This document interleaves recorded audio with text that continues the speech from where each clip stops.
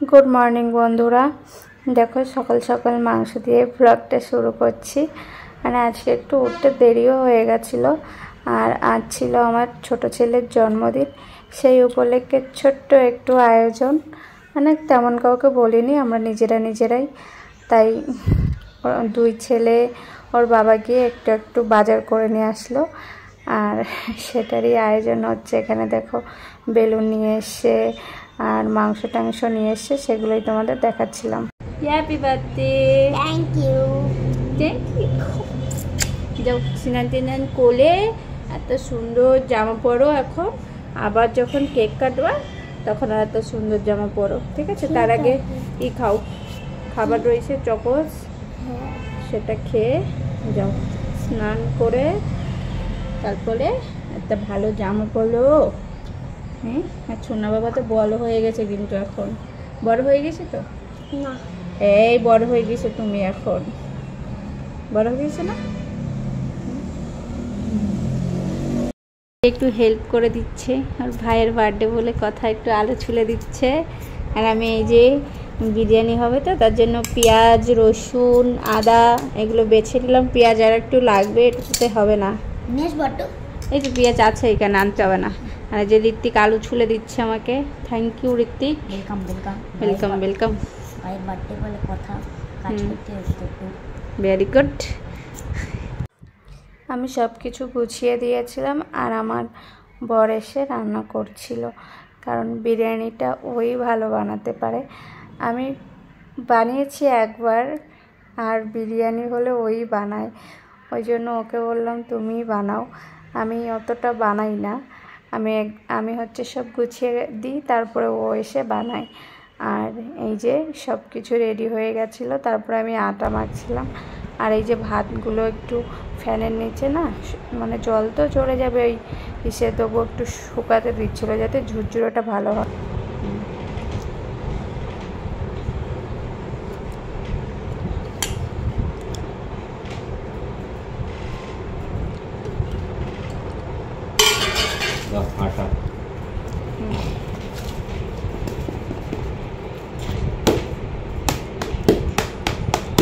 পাড়ার লোকের বোঝ দেবে আর বড় এত বানাইছে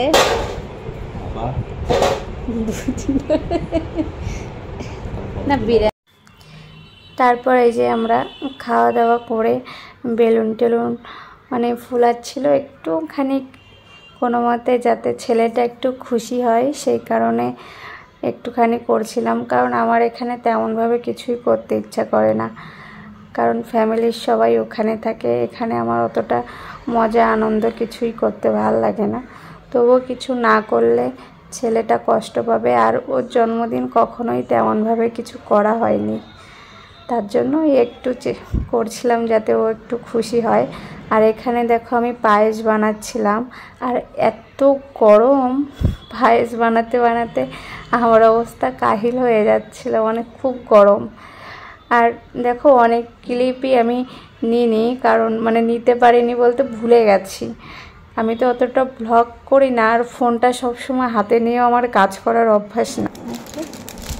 ছোট দেখো কোনটা পড়বা এসব আমার এসব আমার মা ওইটা আরো ভালো লাগছে ওপর।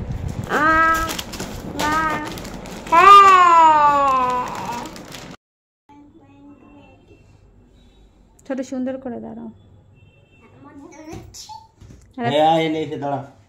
আমরা নিজেরাই মানে ছোট একটু আয়োজন করে যাতে ছেলেটা খুশি হয় সেজন্য করছিলাম। আর অন্য সময় আশেপাশে ওই বাচ্চাগুলোকে সবাইকেই ডাকি কিন্তু এবার হচ্ছে কি একটু সবাই ছুটির সময় তো সবাই বেড়াতে গেছে আর আশেপাশে এখন ভাড়াটে বলতে কেউ ছিল না আর উপরে ভাবিরা ছিল ওরাও ছিল না ওপাশের ওরা ছেলে মেয়ে কারণ ওর দিদা মারা গেছিলো ওরা সবাই সেখানেই ছিল ওই জন্য লোকজন অতটা কেউ ছিল না আর কাউকে ডাকিনি। পরে তারপর ছোটুর কেক কাটা হয়ে গেলে সবাইকে পাশে মানে বাড়ির আশেপাশে সবাইকে দিয়ে এসেছিলাম।